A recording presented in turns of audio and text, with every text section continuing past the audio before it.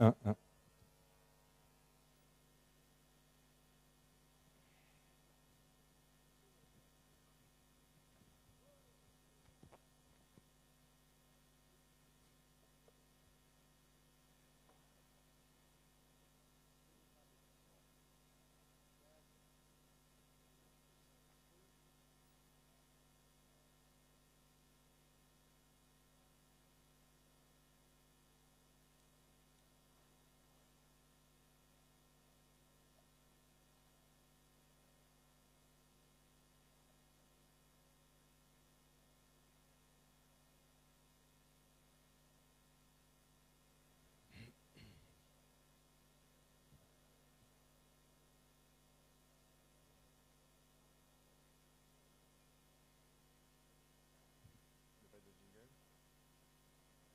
Bien, on me dit qu'on peut commencer sans fioriture. Merci à tous. J'appelle d'ailleurs les derniers retardataires, je ne sais pas si on m'entend au-delà de la salle, à nous rejoindre pour cette rencontre exceptionnelle, en effet, grâce au Med Days, avec M. Zahabi Ould Sidi Mohamed, le ministre des Affaires étrangères de la République du Mali. Je pense qu'au nom des Med Days, il faut vous remercier de l'effort que vous avez fait pour venir dans un emploi du temps plus que contraint, puisque vous êtes entre deux conférences internationales et que vous partez pour Koweït City dans quelques heures. Monsieur le ministre, vous êtes d'ailleurs une personnalité qui est plus qu'intéressante, vous le dites vous-même, vous n'êtes pas tout à fait... vous êtes plutôt anticonformiste pour un ministre des Affaires étrangères, hein, puisque vous avez à la fois un passé auprès de la rébellion Touareg, mais aussi un passé de fonctionnaire des Nations Unies. Vous avez participé à des opérations de maintien de la paix en Afrique, vous avez participé à des opérations humanitaires, et vous vous retrouvez aujourd'hui, par la volonté du président malien Keïta, ministre des Affaires étrangères d'un pays qui est extrêmement meurtri, blessé, encore très divisé, on le voit, et qui se retrouve effectivement au centre de l'actualité, mais pas seulement de l'actualité, aussi des inquiétudes sur l'avenir du continent africain dans son ensemble. Puisque je crois qu'on parle souvent d'une crise régionale, ce n'est pas seulement une crise malienne, c'est une crise régionale. Votre nomination donc, à ce poste incarne, plus qu'un symbole, elle incarne la volonté du président Ibeka de réconciliation entre les Maliens. Mais hier encore, et c'est par là que je voudrais commencer, hier encore à Kidal, on a vu des militants du MNLA, que vous qualifierez vous-même tout à l'heure, occuper pendant plusieurs heures, même saccager des bâtiments gouvernementaux. C'est aussi Kidal, un bastion historique de la rébellion, une ville dans laquelle, et je me permets de le rappeler, ont été enlevés et assassinés en plein jour deux journalistes de RFI, deux reporters de RFI, Ghislaine Dupont et Claude Verlan, il y a quelques semaines. Et donc je me dis, puisque vous m'avez dit que vous aimiez bien les discussions franches, hein, je me dis peut-être que votre nomination à elle seule n'a pas suffi à créer un climat propice à la réconciliation. C'est bien ça qu'on voit aujourd'hui.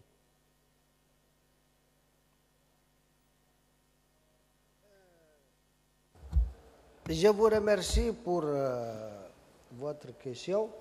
Ce que moi je vais dire d'abord, certes que la situation à Kidal, c'est une situation qui, à mon avis, a été créée par un certain nombre de circonstances. Kidal, c'est comme une région, c'est une région du Mali, comme toutes les autres régions. Hein. C'est comme Tombouctou, c'est comme Gao. Mais il y a eu un certain nombre d'effets qui ont créé cette situation à Kidal, qui aujourd'hui, on voit, qui devient contre-productif pour tout le monde.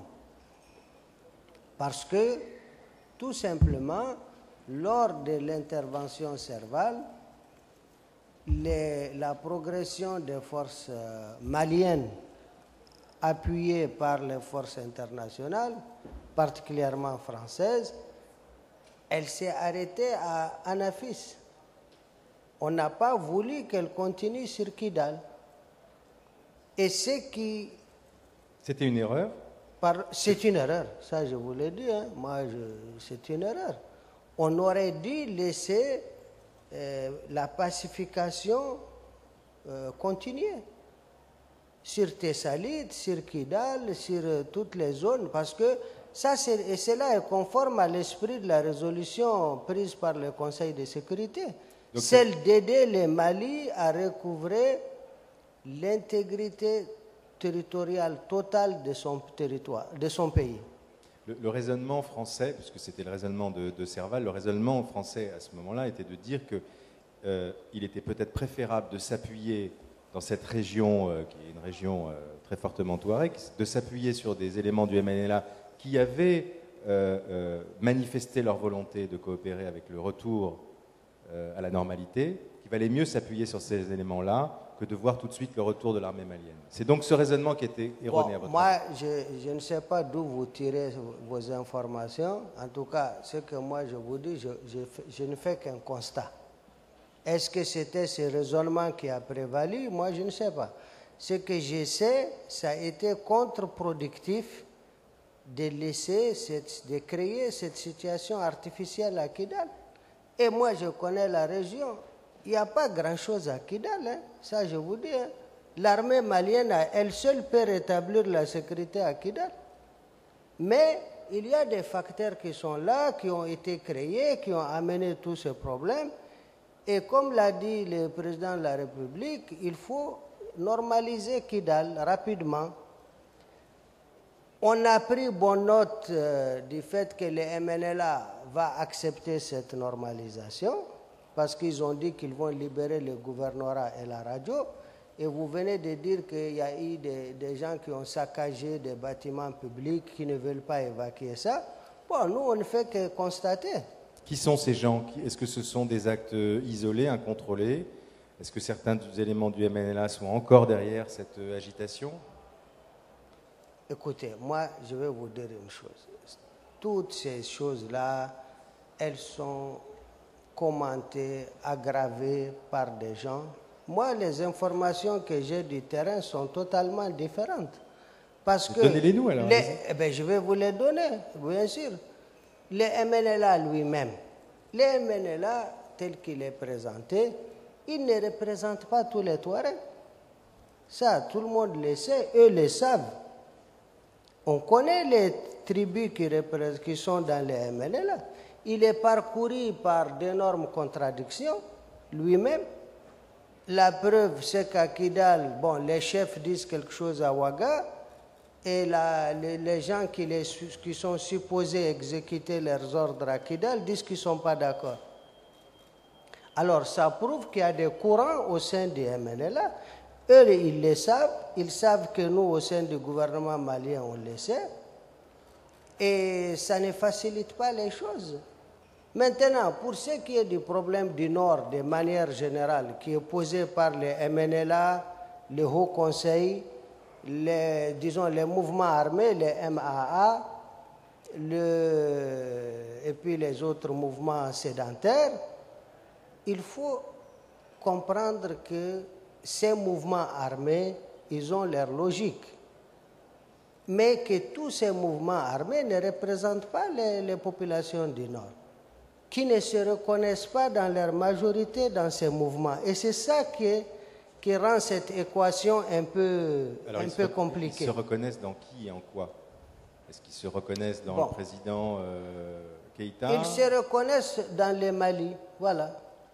Dans les camps de réfugiés, si vous partez, les gens ont voté lors des élections pour le président actuel, Ibrahim Boubacar Keïta, le même pourcentage qu'il avait eu dans les autres parties du Mali.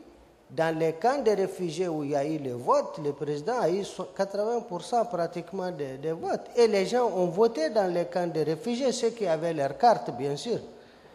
Alors, ce qu'il y a aujourd'hui, si je peux me permettre, nous avions une situation. Nous avons les accords de Ouagadougou qui ont été signés, que le gouvernement actuel reconnaît et qu'on essaye d'aller dans leur esprit. Et vous avez ces accords qui prévoient un dialogue. un dialogue de régler le problème 60 jours après l'élection du président de la République. Lorsque le président a été élu, il a invité tout le monde. Et il y a eu des représentants des mouvements armés. Tous les mouvements armés étaient à Bamako. Qui sont venus, il les a rencontrés. C'était un début de dialogue fructueux. Et il leur a expliqué deux choses. La première, c'est qu'il est pour le dialogue, pour régler pacifiquement cette crise. Deuxièmement, il leur a donné un certain nombre de lignes rouges, qui sont au nombre de 4. La première, c'est que l'intégrité et l'unité territoriale du Mali ne sont pas négociables. La laïcité de l'État n'est pas négociable.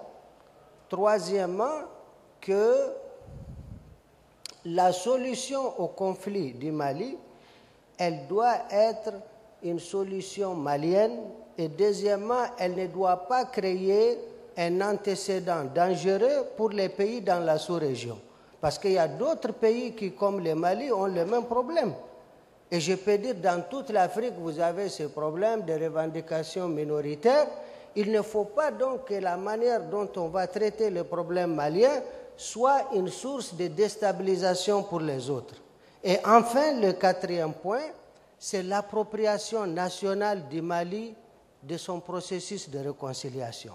C'est-à-dire qu'il est hors de question, à partir du moment qu'on a un président légitime, un gouvernement légitime, d'aller négocier des questions du Mali à l'étranger. Donc ceux qui sont des Maliens doivent accepter de venir négocier au Mali et la porte est ouverte et aucun sujet n'est tabou. Alors ça fait quand même des conditions qui sont difficiles à digérer pour un certain nombre d'éléments touaregs qui flirtaient peut-être déjà avec l'islam radical et qui, on le voit, rejoignent les éléments djihadistes, rejoignent l'islam radical. C'est ça qui est en train de se passer. C'est peut-être ça qui est aussi à l'origine de ce qui est arrivé. Mon frère, aux deux journalistes. Laisse-moi t'expliquer. Il y a une dose d'exagération dans tout ça. Mais c'est très connu. On se connaît dans cette partie du Mali et dans tous les Mali. On exagère les choses, on dit que c'est compliqué, alors que les choses... Au Mali, il y a une particularité. Quand on a fait les assises du Nord et les journées sur la décentralisation, tous les spécialistes qui connaissent le Mali savent qu'à Bamako, il y avait toutes les ethnies du nord du Mali. Les Songhai, les Bella, les Touaregs sous toute leur diversité, les Arabes, il y avait tout le monde. Maintenant, il y a quelques individus qui viennent, qui je ne sais pas, moi je vous dis, j'aimerais bien, on les a invités au débat et on va les inviter au débat parce qu'on est prêt à négocier avec eux. Avec les djihadistes aussi. Que tu sois djihadiste, que tu sois ce que tu es, si tu es malien et tu veux négocier, nous on va négocier avec toi. Et on verra qu'est-ce que tu représentes. Le problème, vous savez, il y a un adage de chez nous qui dit, quand tu es assis sur la vérité, tu n'as pas à t'inquiéter. Les gens, qu'est-ce qu'ils veulent? Qu'est-ce qu'ils revendiquent et au nom de qui? Ça, c'est extrêmement important. C'est facile que toi, maintenant, qu'un groupe armé dise il ne peut pas se réserver le monopole d'imposer son point de vue aux autres membres, aux autres Maliens et aux autres communautés du Nord. Mais monsieur le ministre, pardonnez-moi, ces gens que vous voulez inviter à la discussion, il me semble qu'on les connaît. Enfin, ce n'est pas comme si on ne savait pas quel était leur projet pour la société malienne. On les a vus à l'œuvre et c'était quand même particulièrement douloureux. Si ça avait été des gens qui étaient tentés par le dialogue, ça se saurait, non? Bon, vous savez, il y a je ne sais pas, c'est un adage berbère qui dit il faut poursuivre les menteurs jusqu'à la porte de sa maison, ou je ne sais pas. Ça se dit comme ça. Ce qui arrive maintenant, il y a des gens qui disent qu'eux, ils représentent une chose, qu'ils défendent une cause. Bon, on leur dit, venez, on va discuter avec vous, mettez tout sur la table. Et là, je vais vous dire, la particularité de ce gouvernement dont je suis membre, c'est un gouvernement, je vais vous dire, qui a été sélectionné par le président Ibeka sur la base des critères objectifs. Ce n'est pas forcément que les gens étaient du même bord politique que lui. Il a regardé le Mali, il a regardé qui peut faire quoi, et sans aucun calcul politique, il a vu qu'il faut d'abord réconcilier les Maliens et voir quels sont l'homme qu'il faut à la place qu'il faut en quelque sorte. Maintenant, ces gens, ces représentants des mouvements, de tous ces mouvements armés, ils disent qu'ils discutent au nom des communautés du Nord. Ils auront en face d'eux dans les négociations les gens du Nord. Hein. Ce n'est pas des gens qui viennent d'une autre planète.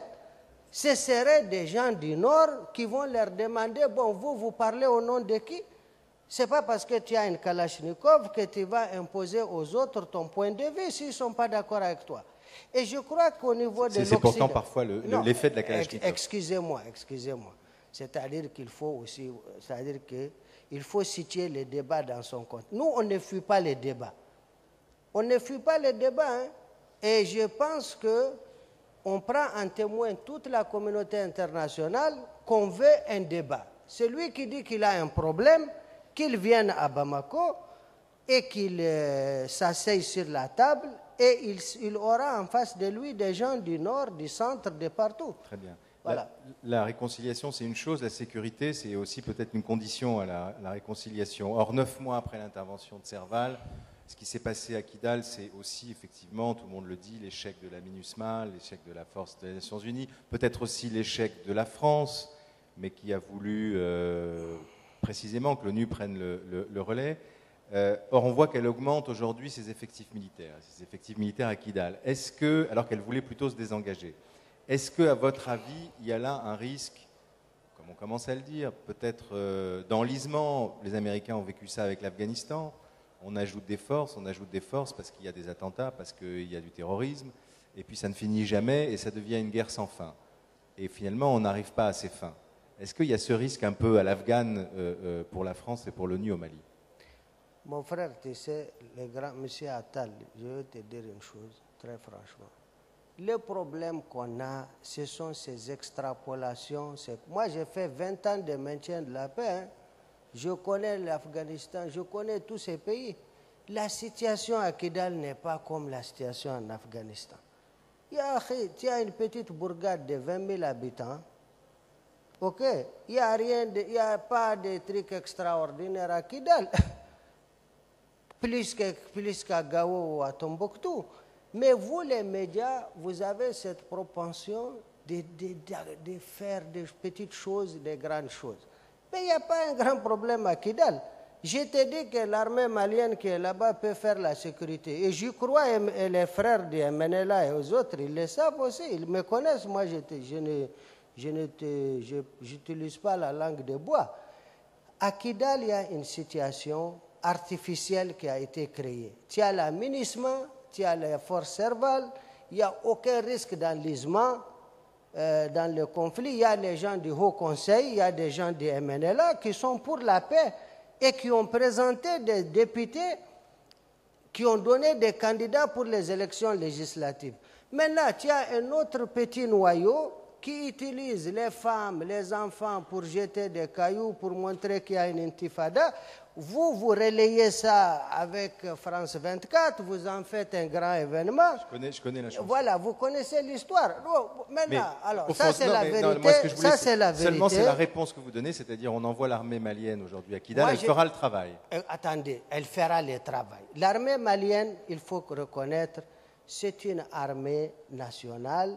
C'est une armée qui a un mandat, celui de rétablir la sécurité pour le Mali. Il y a des Touaregs là-dedans, il y a des Arabes là-dedans. Et c'est ce que le président disait. Il disait qu'il n'y a pas d'impunité. Il n'y aura pas d'impunité. L'armée va aller, il y a la MINUSMA qui l'observe, il y a Serval qui l'observe.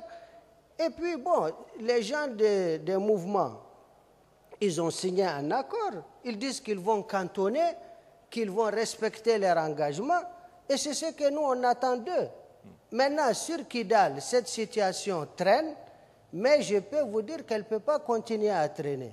Elle ne va pas continuer à traîner parce que nos alliés français et la MINUSMA, qui a un mandat, le mandat du Conseil de sécurité qui lui autorise de rétablir, d'aider le Mali à rétablir sa souveraineté sur son territoire, ils sont obligés de prendre les responsabilités.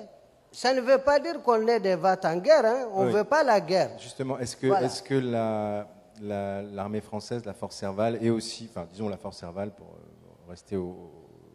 parler seulement des Français, est-ce qu'elle est toujours perçue comme une force libératrice dans le nord du Mali, ou est-ce qu'il y a un risque que petit à petit on la voit davantage comme une force d'occupation un jour? Non, ça aussi, ce sont les mêmes spéculations dont je parle. C'est une spéculation, c'est Non, pour ça que je pose la attendez, question. attendez. Pour nous, on ne va jamais oublier tous les Maliens, je dis bien, hein, qu'ils soient du nord, du sud, du centre, ils n'oublieront jamais l'intervention salvatrice de la France pour libérer le nord du Mali. Ça, c'est un acquis historique, ça.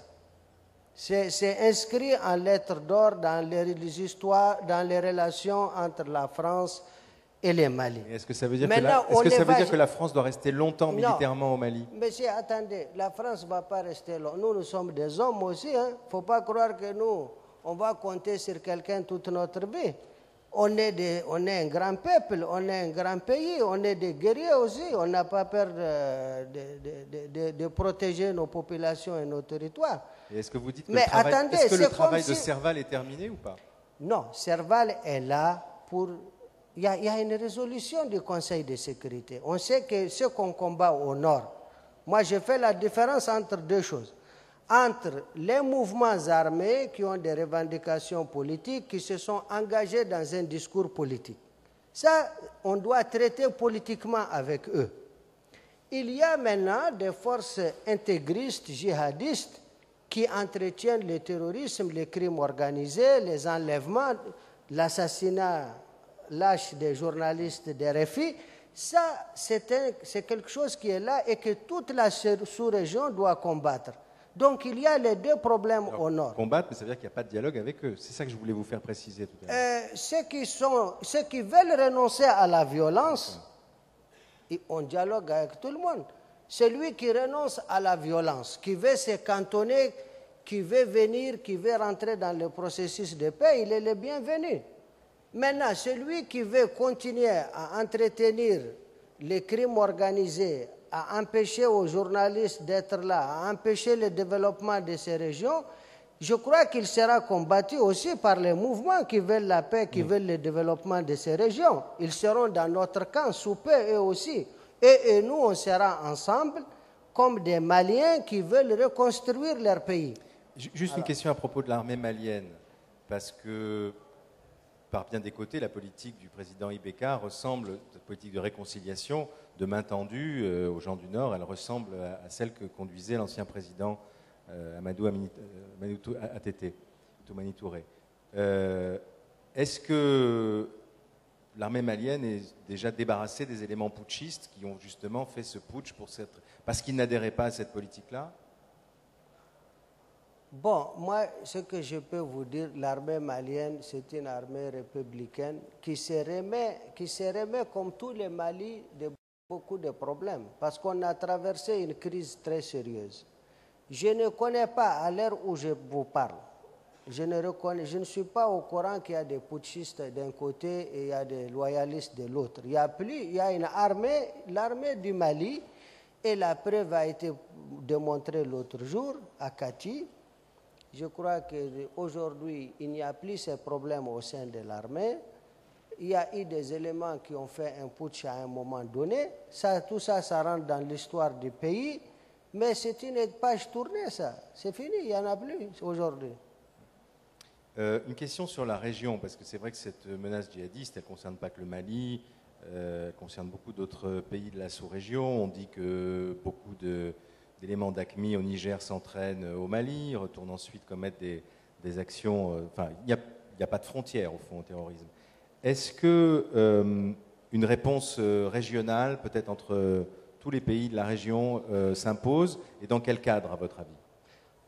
Je peux vous dire qu'il y a une prise de conscience au niveau de tous les États de la sous-région. D'ailleurs, c'est pour ça qu'on était venu ici au Maroc.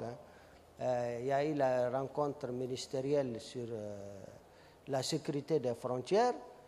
On a eu aussi une rencontre avant à Bamako avec la stratégie des Nations Unies pour le Sahel. Il y a eu d'autres réunions. Il y a les pays du champ aussi qui se réunissent en Algérie, en Mauritanie et au Niger. Donc il y a toute une dynamique qui montre qu'aujourd'hui, que la sécurité de la sous-région, c'est l'affaire de tous. C'est l'affaire d'abord de tous les pays de la sous-région et il faut une coopération sincère et engagée de la part de tous, mais c'est aussi l'affaire de nos partenaires européens, de nos partenaires américains, de nos partenaires de l'OTAN et même du monde arabe. Donc le sujet aujourd'hui, je pense qu'il est au centre des débats dans toutes les capitales et tout le monde prend conscience que si on ne se met pas ensemble, la stabilité de nous tous sera remise en cause. Et j'ai bien aimé le fait que les frères libyens étaient là hier. Les Libyens étaient là, et aussi ils ont des problèmes. Et tout le monde a lancé un appel pour aider à la stabilisation de la Libye, parce qu'on a compris que ce qui est arrivé chez nous au Mali, c'était l'effet choc de ce qui est arrivé en Libye. Donc on a compris que la sécurité de tous est interliée et qu'il faut se mettre ensemble pour défendre la stabilité. J'ai deux petites dernières questions, enfin petites, non pas petites, deux dernières questions. La première, est-ce que vous pensez sincèrement que les auteurs de l'assassinat des deux reporters d'RFI peuvent être retrouvés, que justice peut être faite, ou qu'ils sont dans la nature et que c'est trop tard? Moi, je vais vous dire une chose. D'abord, je profite de cette occasion pour condamner avec toute la rigueur l'assassinat de ces deux journalistes qui, en réalité, n'étaient pas des journalistes, c'était des amis du Mali. C'était des amis des Touaregs, c'était des amis de tous les Maliens. Ça, je tiens à le préciser, et leur mort est pleurée par tous les Maliens, qu'ils soient du sud, du nord ou du centre. Ça, c'est un. De deux, vous savez, chez nous, ce n'est pas l'Afghanistan, comme je l'ai dit. C'est un monde où tout le monde se connaît. Je crois, selon les informations que j'ai, l'enquête progresse très bien. Il y a des pistes qui ont été des pistes intéressantes, qui ont identifié certains des commanditaires ou des auteurs principaux. Et je suis convaincu que tôt ou tard, on les retrouvera. On les retrouvera. Parce que, vous savez, notre monde est un monde... tout le monde se connaît. C'est très petit, c'est pas comme... Non, mais c'est grand aussi. Hein. Enfin, bon, l'espace est vaste, il est difficile à sécuriser, mais tout le monde se connaît dans cet espace. Et à partir du moment qu'on attrape un ou deux, on pourra remonter le reste de la filière. La dernière chose, puisqu'on en parlait en privé tout à l'heure, autant faire profiter tout le monde. On parlait tout à l'heure entre nous de la question du rôle de l'islam dans la politique, qui est bien plus vaste effectivement que ce qui se passe même en Afrique. Et ça concerne aussi bon nombre de pays européens, occidentaux. Cette question de la place de l'islam dans la société, dans la politique, est une question à laquelle est confrontée, c'est une question planétaire, véritablement. Comment pensez-vous qu'un jour, et par qui pensez-vous qu'elle doit être traitée et résolue, si elle peut être? Bon, moi je disais à Brahim, je le disais hier à la rencontre ministérielle sur les questions du Sahel. J'ai dit qu'il y a un point important dans la question de sécurisation et de stabilisation des États sahariens, c'est l'islam politique. Et je disais que nos amis occidentaux n'étaient pas bien placés pour parler de ces sujets parce que dès qu'ils vont l'aborder, il y a certains parmi nous qui vont dire « Ah, mais attendez, qu'est-ce que les Kafres ont à voir? Ils sont en train de blasphémer. » Les islamophobes. Voilà, les islamophobes, comment vous les appelez. Et je disais qu'il est important que nous, musulmans, du Nord comme de l'Afrique subsaharienne, que nous puissions poser ces sujets de réflexion. Parce que ce qui est arrivé dans mon pays, au Mali, et ce qui arrive, c'est-à-dire le radicalisme, là, on ne le connaît pas au Mali. Parce que ça, c'est un vieux pays qui a longtemps, qui était un berceau de l'islam dans l'Afrique subsaharienne, le Mali. Parce que les gens se rappellent, vous voyez, c'est ce que je disais à quelqu'un, si vous regardez la mosquée de Tombouctou, construite par Kanka Moussa, c'est extraordinaire. Ça, c'est un empereur malien et qui avait pris 7 tonnes d'or et qui a quitté le Manding, qui était le fief de l'Empire, et dans toutes les contrées de l'Empire, y compris Tombouctou, il a construit des grandes mosquées sur sa route pour la Mecque. Et quand il est arrivé à la Mecque, les gens disaient que les cours de l'or ont chuté. Il avait amené 7 tonnes d'or à l'époque. Et ça prouve que le Mali est au centre de l'islam dans cette sous-région. On a connu beaucoup d'empires aussi, l'empire Peul du Massina, où tu avais des nomades, les Kunta. Vous savez, le Mali est très métissé. Il n'y a pas cette affaire que les gens essayent de dire, il y a ceci d'un côté, il y a les autres de l'autre. C'est un pays très métissé. Et c'était cet islam-là qui partait jusqu'au Nigeria actuel et qui débordait jusqu'au Soudan. J'ai vu, j'étais dans le peacekeeping au Soudan, et j'ai regardé, j'ai retrouvé dans une vieille bibliothèque, dans une ville soudanaise, des écrits des cheikhs maliens sur la route du pèlerinage. C'est pour vous dire donc que l'islam que nous on a, y compris aussi les relations avec le Maroc, il y a des Zawiya ici avec qui on a beaucoup de relations. Et j'ai bien aimé d'ailleurs à ce propos la récente convention signée par le roi avec notre président Ibeka qui vise la formation des imams et qui prouve que cet islam que nous on a est un islam tolérant. Maintenant, on a constaté, et moi j'ai fait des pays comme la Somalie, j'ai fait le Soudan aussi, et j'ai remarqué qu'il y a un grand problème qui est entretenu et qu'il faudrait peut-être qu'un jour on ait le courage, nous, Africains, de le débattre. Et je propose justement à Médéis d'organiser une prochaine rencontre là-dessus. Il faut avoir le courage de le faire. C'est sûr, ce débat sur le rôle de l'islam politique.